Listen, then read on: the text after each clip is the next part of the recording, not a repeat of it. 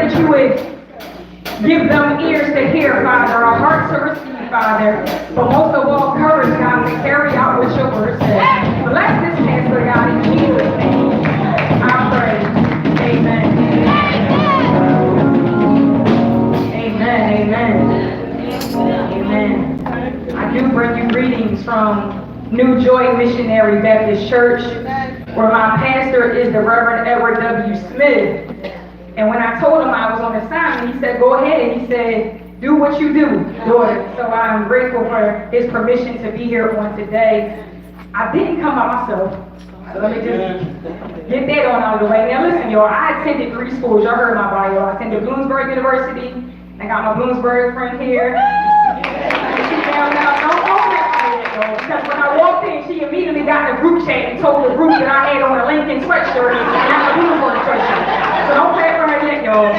I went to Lancaster Bible College and that's where I received my degree. But now I am a student at the Lincoln University.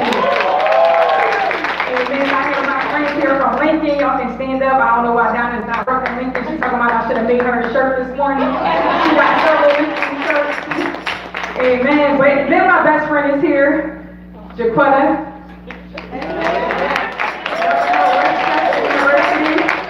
My little sister is here, Rihanna, and I am grateful. And then my big sis snuck in here from New Joy Family Day, so I don't know how she was not going out.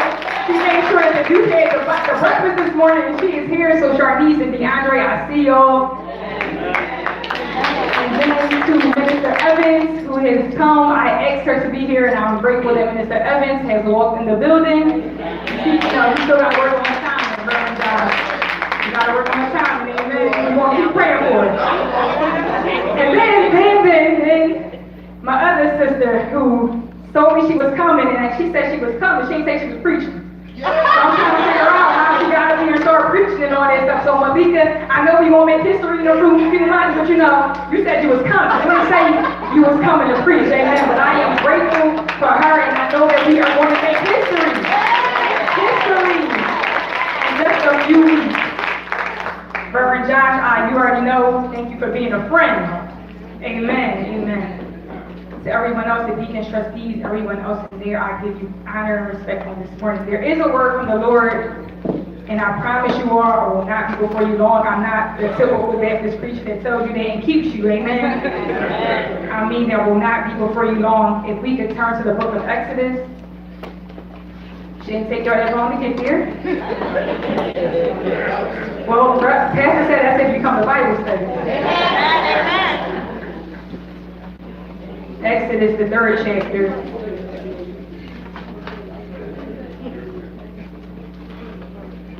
Exodus, the 3rd chapter.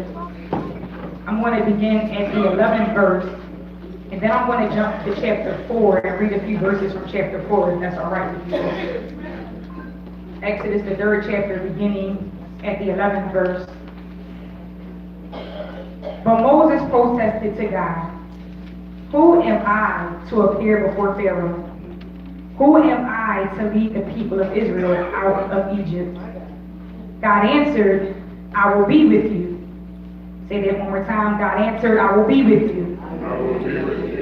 And this is your sign that I am the one who has sent you. When you have brought the people out of Egypt, you will worship God at this very mountain." But Moses protested, "If I go to the people of Israel and tell them, 'The God of your ancestors has sent me to you,' they will ask me, 'What is his name?' Then what should I tell them?" And God replied to Moses, "I am who I am. Say this to the people of Israel, 'I am has sent me to you.'" Now I'm just going to jump to the 4th chapter really quickly. Verses 1 and 2. But Moses protested again.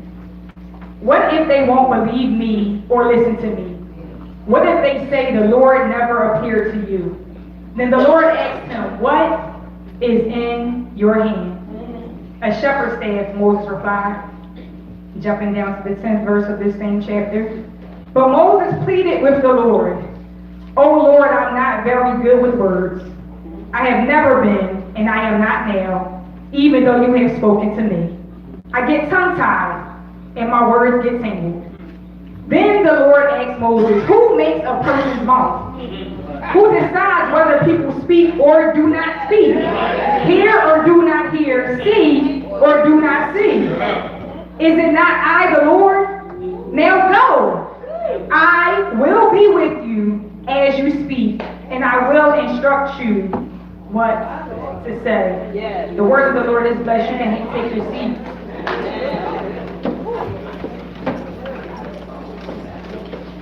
The word selfie came about in about 2002, I believe. They started saying this word selfie or whatever.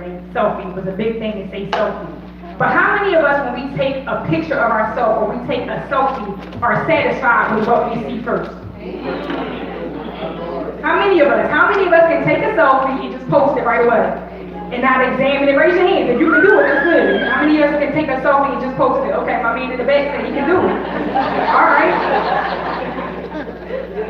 So what happens though a lot of times is that we'll take a selfie, Reverend Josh, and then we'll begin to filter it out. We'll begin to examine our flaws. We'll begin to say what I wish my lips looked like this, or I wish my eyebrows or eyelashes looked like this, or I wish this, my hair was longer, I wish it was shorter. We begin to examine ourselves before we even post it. And then we find ourselves 30 minutes in and still haven't posted the selfie. We put more value into a like on Instagram or Facebook than we do in actually liking or loving ourselves. We spend more time editing the picture before we post it than we do taking in the life around us. We literally are dying on the inside, Reverend Josh, literally dying and falling apart on the inside, but we're living on the outside for likes. Come on. Because the fact of the matter is that if people can post all day long, but how many likes have you given yourself? Wow. We can post for likes, we can keep checking and see who likes our pics, who loves it, who reacted to it. We can do this all day long, but how many of us have taken time to love or like ourselves? How many times a day did you love on yourself so far? How many times did you look in the mirror today and say, I love what I see? How many times have you sat with yourself and asked yourself or told yourself what you like about yourself? How many times do we take out the day in the day to tell ourselves that we love ourselves?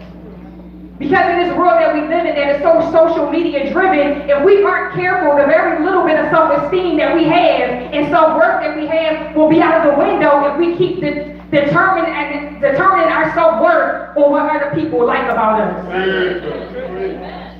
Because it's a constant circle of compare and contrast. And if all we do is keep comparing and contrasting our lives to others, then we'll lose the confidence in ourselves. And here we find Moses in this very moment. And he's having what I like to call a Moses moment.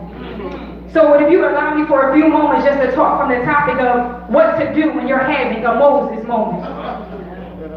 What to do? Well, what to do? So here we find Moses, he was minding his business, he was taking care of the flock, and then here came God. Here came God. He was minding his business, and then here came God. So Moses noticed the bush on fire. He noticed the bush burning, but he realizes that it's not engulfed in flames. So he gets his attention. He starts to walk, and God said, Moses, take off your shoes. This is holy ground. And so when him and Moses began to have a conversation, he asked Moses, he said, Moses, look, I need you to go to Pharaoh and tell him to let my people go.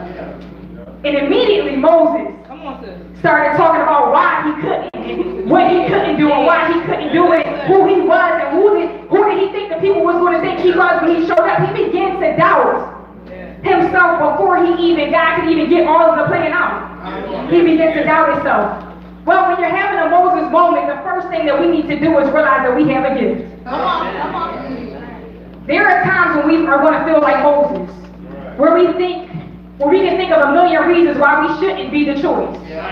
What God asked Moses to do seemed like a burden to Moses. In his mind, it was too much for him. Moses had a series of questions for God based solely on outside favors. What if they won't believe me or listen to me? What if they say you never appeared to me? Moses went to 10 when God was simply still dealing with the first thing. We have to learn how not to over-exaggerate the task at hand. Because many of us don't even try things out or see how they will go simply because we won't have control over the details. And so since we can't have control of the details, then we don't even want to begin to think of what it would be like if I'm not in control. We haven't tried it, but simply because I can't control it, I'm good. That's too much for me. I don't even feel like all that. I'm not doing all that. It's too much. We often jump to conclusions and worst case scenarios, preparing ourselves for the worst when God has designed this thing so that we can live our best lives. The problem lies in us not understanding the power of our gifts. Many of us wake up every day with time and talent, Minister Evans, but don't do anything with it. We have these gifts on the inside of us, yet we choose to keep them inactive. Because it's easy to say, I don't know how to do it, than to Google it or try to figure out or ask somebody how to do it. So I sit on my gift because it takes less effort to sit on my gift than it does to pursue it and activate it. Or we get like Moses and we have the actual gift in our hands and we're using it every day, but never discovering what it can be like if we use it till its fullest potential. So it's a lot of people here that can probably cook, right? But what would happen if we used our cooking to our highest potential? A lot of us can sing and act and write and dance, but what would happen if we use those gifts to our fullest potential? That's good. God wants us to live our lives without limits. But in order to live our lives without limits, or in order for the walls to be broken down, or in order for us to live a life without walls or barriers, we have to stir up the gift that is on the inside of us. We have to stir up the gift because the problem is that God has already placed stuff in us and in our hands, but we haven't stirred it up yet. There are literally millionaires in this sanctuary if we stir up the gift. Come on. There are directors and supervisors in this sanctuary if we stir up the gift. There are class presidents and honor roll students and scholarships with our names on it if we would stir up the gift. Moses was doing all of this talking, and God said, man, hold up, what's in your hand? And see, what the problem with Moses was, Reverend Goodman, was that he thought it was just a stick. When he looked at it, he said, it's a staff. What you mean? You know what it is, God, it's a staff. And that's how many of us are. We got these major gifts inside of us, but we think it's so mediocre. We think it's just nothing, like, oh yeah, I can sing. Oh yeah, I know how to write. Oh yeah, I'm good with kids. I'm good. I'm a good teacher. We have these $1 million gifts, but we think it's just that. He thought it was just a stick. Moses thought it was just used to guide the sheep with. He thought it was just used to kill snakes with. He thought it was just there to support his walk. But he had no idea of what the stick in his hand or the staff in his hand could really do. God said, but no, let me show you what you can really do with this staff that's in your hand. We are sitting on gold mines, y'all, and $1 million dreams, doing bare minimum effort and bare minimum work. If someone told you that your best life was based upon you using what's in your hand, then what are you waiting for? If your best life is dependent upon you using your gift, what are you waiting for? Why are you sitting on it? Stir it up. I have the honor of helping people start businesses. And when people hit me up, the first thing I do is I check their social media. So I want to see who you are. I want to see what you do. And the first problem I have with people is that when I check their social media and it's a private page. How you a public figure, but you got a private page? That don't make no sense to me. And then the second thing that bothers me with people is that they click, oh, up and coming so-and-so, aspiring so-and-so. No, that's the problem. We haven't started up a different one. You aren't up and coming or aspiring to anything. You are who God says you are. And that's the lesson I have to often teach people who are starting businesses is that you are who you are. There's no aspiring, there's no up and coming. I am who I am. You think this is life, but we haven't even begun to live yet because we haven't begun to stir up the gifts that are inside of us. Stir up the gifts and see what good things happen next. Realize that nothing about your life is by happenstance. You are who you are on purpose. It was predestined before your dad met your mom, who you was going to be. And Moses was given this tool or gift that he had in his hand years ago. God called him to, years before, God called him to lead his people out of bondage. Why? Because he had to know how to handle it, y'all. It's not by happenstance that he was given a staff, that he ran away to be a shepherd. That was all in God's plan, because I need you to know how to handle this staff. So you got to be where I need you to be for a little while to learn how to handle the gift that I've given you. Moses was given this tool years before he was asked to lead the people out of bondage, because he had to know how to handle it. We got to stop thinking that things are just the way they are just because. Moses thought once again he was in hiding, but Josh, the ruler who wanted him dead, had died already. Ooh, come on, man. He wasn't hiding anymore. Who were you hiding from? God didn't have him in hiding anymore. God was preparing him for what he was going to do next. So I'm telling y'all right now not to get frustrated with small beginnings. And don't get frustrated because it seems like you are where you are and you've been there for too long. Stop getting frustrated over those things, because God is not doing anything but preparing you for what's next. And teaching you how to handle your gift. What's in your hand today, St. Paul? I've been learning, the older I get, the more I learn that time is really filled with swift transitions. And when it's time for your name to get called, you don't have time to be hemming and hawing and trying to figure out how to put the gift together. You don't have time to try to figure out how to use it. When it's your time for your name gets called, you ought to be ready to do what it is that you've been called to do. I learned this a long time ago that poor preparation promotes poor performance. And we have to start being confident in who we are and what God has equipped us to be. I used to wonder, Malik, why me? Why me? I'm just a skinny girl from North Philly with some chipped teeth and a big mouth. What they want with me? But I have a gift. And you have a gift. And I'm able to tell you that this gift will get you to see people. And the message version says it like this, that the gift will get people's attention. And not only people, not regular people, but it's not important people. People have power. So that gift will get you in the room with the people who got power and don't respect you. And it's nothing like being in a room and they have a seat at the table because of the gift. So when my name gets called there, I don't second guess. And quite frankly, I stay ready so I don't have to get there. Because I know at any given day, my life can be changed because of my gift. So if I want my life to be changed, and I want to live that life without limits and walls, I gotta be ready when my name is called. You're talking good, Andrew.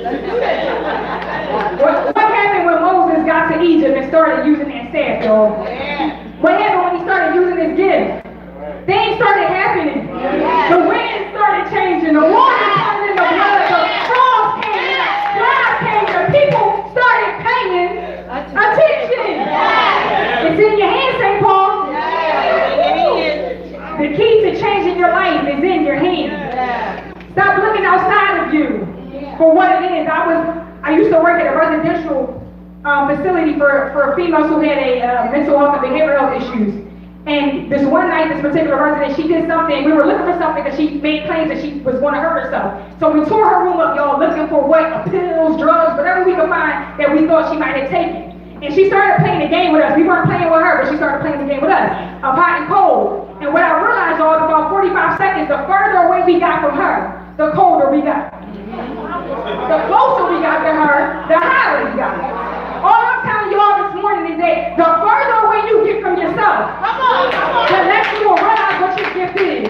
You gotta get close to yourself, sit with yourself, figure out what God wants you to do with yourself. We gotta stop looking outside and stop looking at social media and stop looking at Facebook and Instagram and everything else to figure out what God wants us to do. You gotta get close to yourself. Not only, y'all, when we having our Moses moments, we have to realize that we have a gift, but we got to realize that we have a guide. A guide. The first question that Moses asked was, who am I to appear before Pharaoh? Who am I to lead the people of Israel out of Egypt? Can I pose a question to you this morning? Is it still in the afternoon? Why am I not you? Why not you? The problem is we believe so much in the system of the world. We pay so much attention to social media and what social media has to tell us. And so much so that we let them tell us who we should be and what we should have and what kind of car we should drive and what plane we should be on tomorrow and where we should be going next. And this is the first time in years that we've been able to get a glimpse inside of somebody's life in real time. Right. Those images that we can see cause us to believe we are less than who God says we are. Don't allow what others choose for you to see make you feel inadequate in life. And I'm going to say this again. Don't let what others choose for you to see. Because the fact of the matter is, they're not posting their bank accounts. They're not posting their credit scores. They aren't posting the heartbreaks and the failures and the no's and the disappointments. No, they're only posting what they want you to see. So don't let what people want you to see make you feel less than yourself. Don't let who you work with make you feel like you're not living up to who you should be. Don't let your classmates make you feel any less than who you are. We spend so much time looking around that we miss what we have within us. We miss those special gifts that God has given us in moments and opportunities because we're so busy looking at other things and people that we don't even realize what we actually have. I'm telling y'all this morning, St. Paul, that you are enough. Young people, you are enough. And why not you? When God puts a task before us that seems like it's too much or too much for our ability or seems like we're too inadequate for it, instead of thinking about your inadequacies, start thinking about how adequate the one who created you is. Because there is no lack in God. There is no failure. There is no such thing as not enough when it comes to God. So we are created in His image and His likeness, and if there is no lack in God, then there is no lack in us. I don't want y'all to think that I'm being super spiritual in this message and negate the fact that we could all call a roll on things that could actually hinder us from feeling whole. Besides his thoughts, Moses had a legit issue. Moses had a problem with his speech. My man stuttered. But didn't God know that before He asked him to free the people? Didn't He know that? And the same applies to you. God knows what you've done. Listen, God knows that I've done some things that should disqualify me from standing behind this pulpit. He already knew that. He already called me. Listen, He knew that before He called me. He knows about your demeanor. He knows about your disabilities. That He still desires for us to live an abundant life. That starts when we stop making excuses as to why we can't do what God asked us to do. The expectation of what God wanted Moses to do in his life was far beyond what Moses was comfortable with. So because of his constant excuses, God brought his expectations down. Let me teach this for a second. God had expectations of all the way up here for Moses. But because Moses kept making excuses and because Moses kept having issues, God brought what He wanted down to where Moses was. Let me help y'all out. We should never cause God to shrink our blessings or shrink our purposes to fit us. We should be always striving and stretching to reach and fit God. Desires for our lives. If God is doing exceedingly abundantly above what we can ever ask or think of, then why are we asking God and making excuses with God about what we can't do or why we can't do it? It was never in the plan for Aaron to go with Moses. God said, listen, I called you to speak. Why you want to bring your brother in? This was for you. It's not for your brother. But see, you wanted to be for your brother too. Come on, he can go too. But then that lowered the expectation that God had for Moses. Teach it. God should never have to lower His expectations for us. Never. And as a matter of fact, as Moses started talking about the stuttering, he said, who makes a person's mouth and decides whether they speak or not? They'll go. And he said this, Josh, he said, I will be with you as you speak. I will instruct you what to say. But Moses, you ready to have your brother there to speak for you over God. Like really, God is telling you that He would speak, and you still think that that's not enough. We got to stop letting that self-doubt interfere with what God is trying to do in our lives. There has to come a point where we aren't afraid to have unrestricted faith. And your unrestricted faith is not easy. Like Malika, I quit my job a few months ago. And let me tell y'all, this is a different type of faith. It takes a different type of unrestricted faith to solely depend on God. To solely depend on God. So when we talk about unrestricted faith, it sounds good to say it, but if you really want to go to the next level in life, if you really want to get what God has for you, you got to learn how to live in unrestricted faith. God had plans to do so much more, and Moses blocked that off. Moses was comfortable herding the sheep. He probably felt like God had already done enough for him. But God had a plan for him to do exceedingly and abundantly above all of that. God had a life for Moses to live, but Moses had to be willing to go. And many of us will forever be like Moses. We will continue to just, allow what we can't see happen to cripple us so much so that we become afraid to move. Moses missed God's point in his plan. He didn't need Aaron. God was trying to tell him throughout the whole conversation that he was enough. But what I've learned is that the opposite of faith is sight. And because it's very difficult to see in the darkness, we often sometimes hesitate to move. I can't see it, so it's scary. I don't know what that is over there, and it's dark over there, so I don't want to play. I don't even want to trust that. I don't want to play with that. So I'd rather stay over here where it's comfortable. Where I know that if I get in trouble, I can go this way, I can go that way. I can see a clear path. I don't even want to, God, I don't want to go over here where it's dark. I don't want to go over here where I can't see my way. I don't want to go over here where I don't have no support. I don't want to go over here where people don't know me. I don't want to go over here where my next paycheck is coming from. I don't want to go over here. I'd rather stay here where I know what's going on. I know if the sheep go this way, I can go that way. I know I'm comfortable here. I don't want to go to the unknown. But Reverend Good, he kept saying this. Come here for a second. I need you real quick. One illustration. He kept saying this. God kept telling him, he said, I'm with you. Real quick. He said, I'm with you, right? Which was a recurring theme in this text. He said, I'm with you, I'm with you, I'm with you. And as he walks, he's saying, I'm with you. I'm going to walk with you. I'm going to speak for you, all these things, right? And y'all, I got a friend, right? And my friend name is Jessie. Jessie's here. Jessie's rich, y'all. Hey, Jessie.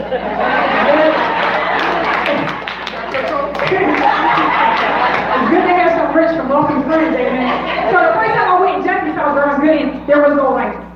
There was no light switches. But as I realized that every time Jessie walked, a light would come on. Right?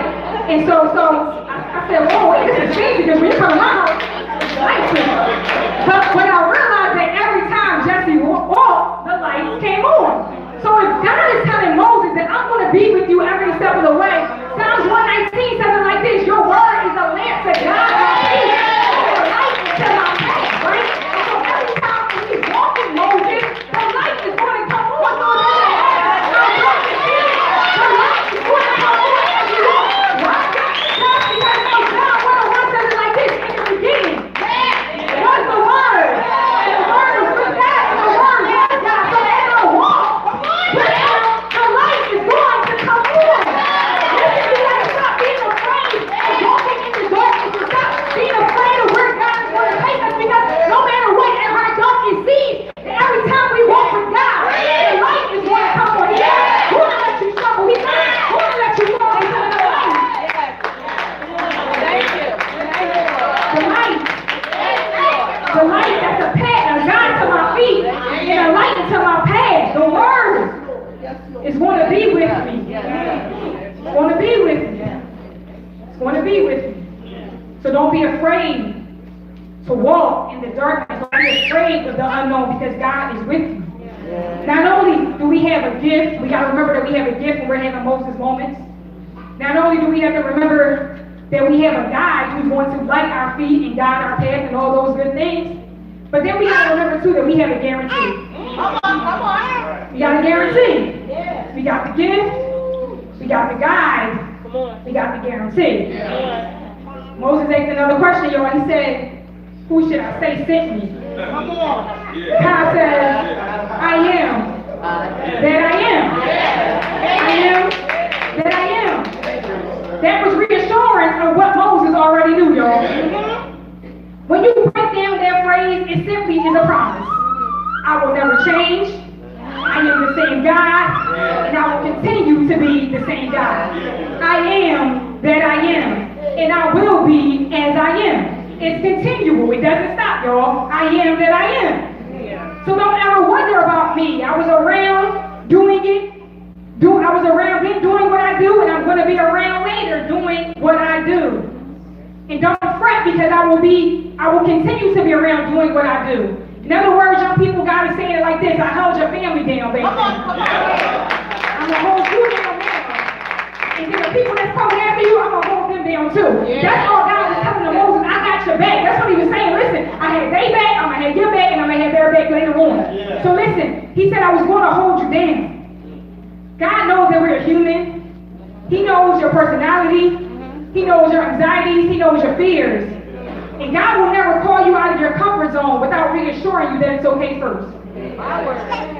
This I am statement revealed to Moses that the same God that blessed Abraham, Isaac, and Jacob is the same God that will carry him through. He cares so much and he loves us so much, Josh, that he gave us a guarantee, right? He said, I am that I am. I'm going to be with you. But what I found out is like this. John 3:16 says, for God so loved the world, right?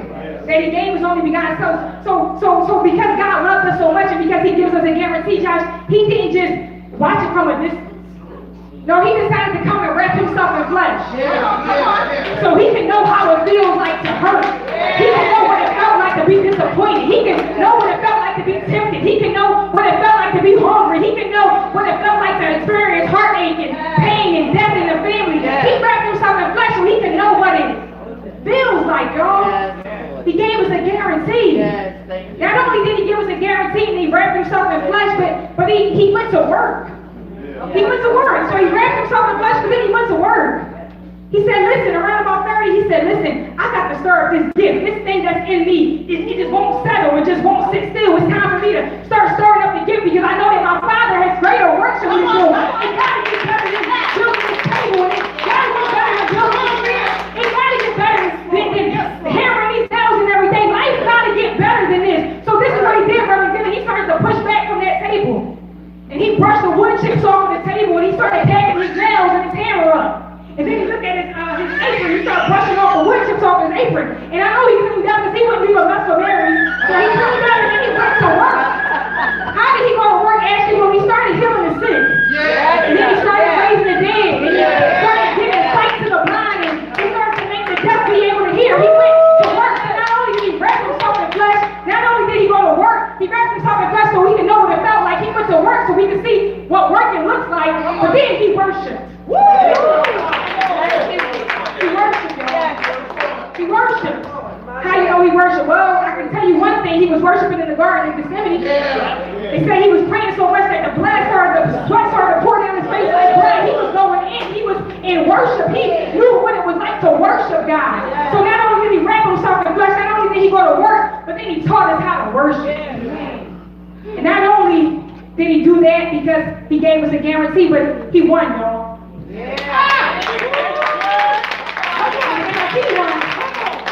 I'm guaranteed to be a winner.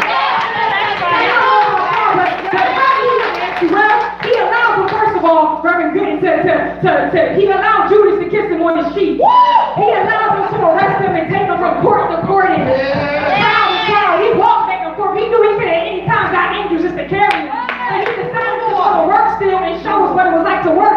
So he went from court to court and trial to trial. They tried him and then finally they found him guilty of whatever they found him guilty of because he didn't do any crime. But then they beat him till he was unrecognizable, y'all. And then they put a crown of thorns on his head and gambled his clothes away. And then they made his beaten up body carry his cross to Calvary. And then when he got to Calvary, he allowed them to nail the hands in his left hand. He allowed them to nail the hands in his right hand. He allowed them to pierce him in his side. He allowed them to give him the vinegar. He allowed all of these things. But I was watching, I used to like Mortal Kombat, Josh, and there was about a time when the announcer would come on and he would say, finish him.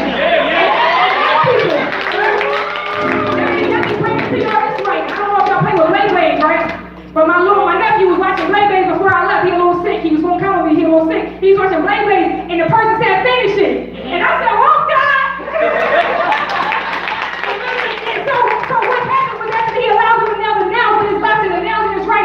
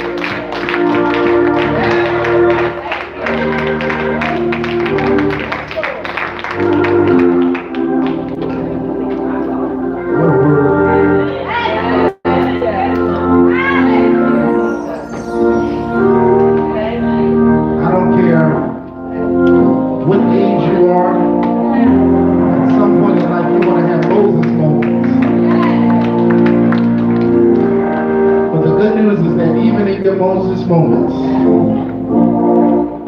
he says that he will be with us.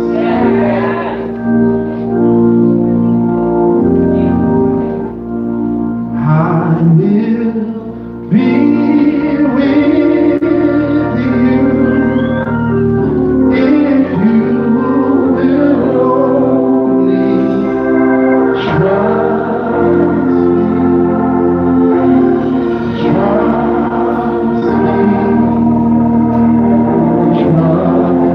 Those in the church are open. This is the promise of the Lord. I'll never leave you. If you on the Lord's side.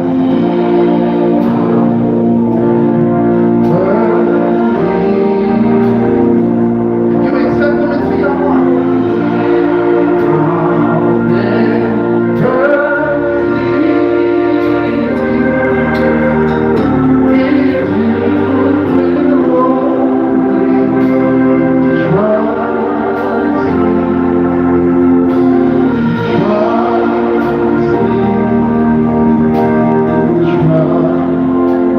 This is another promise from the Lord. I'll fight your battle. Anybody glad that God is fighting the battle for you? Your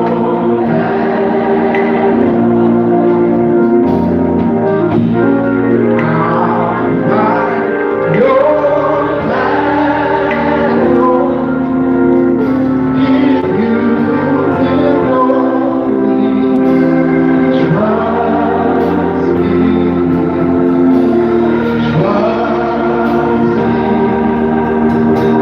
am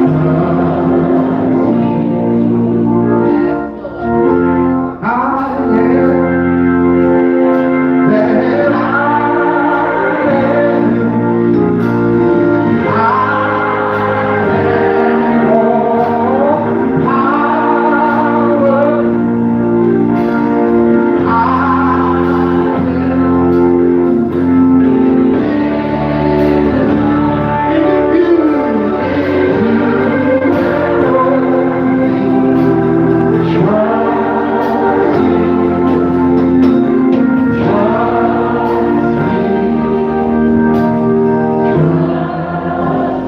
Listen, I want to take this moment. There may be someone in here. You can't trust someone unless you're in a relationship with them. And so it begins with accepting the Lord Jesus as your personal Savior.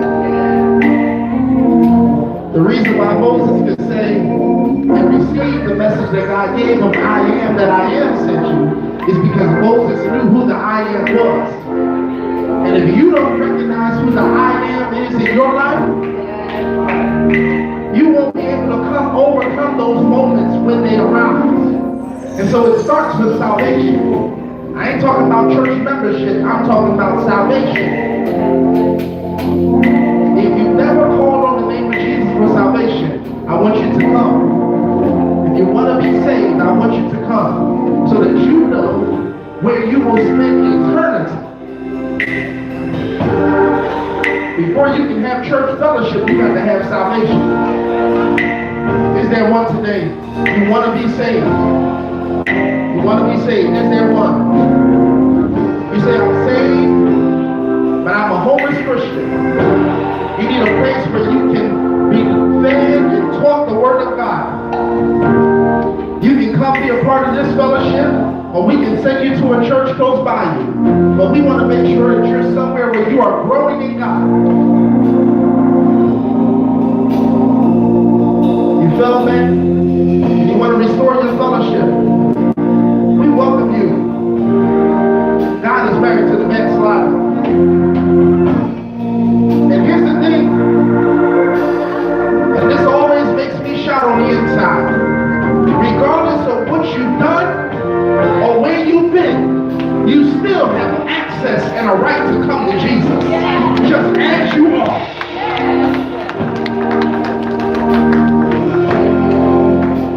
How do I know? If you in here, you probably sit next to somebody who was an ex-something. Can I push you a little bit? You're probably sitting next to somebody who's still doing some of those things.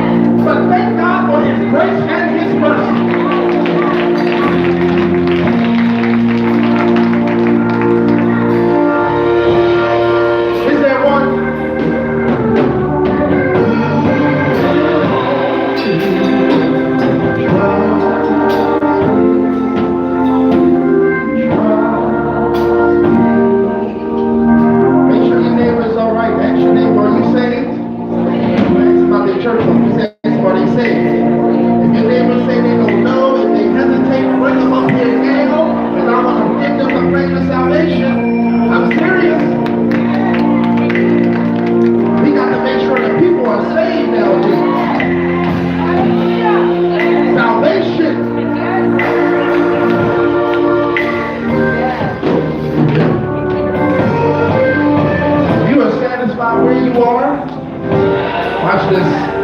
If you're satisfied where you are, celebrate the preacher.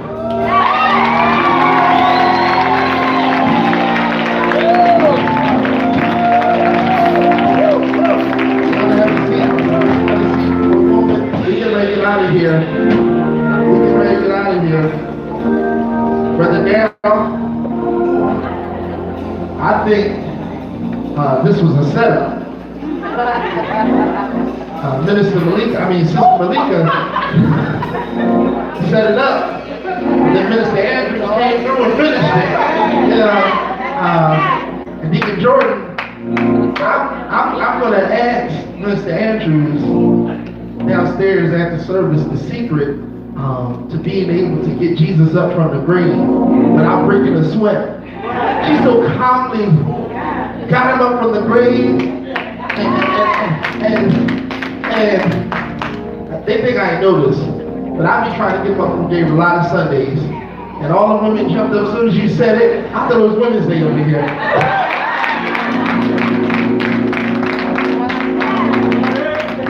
I thank God for the gift. I thank God for the gift. I thank God for the gift. I thank God for the gift. It was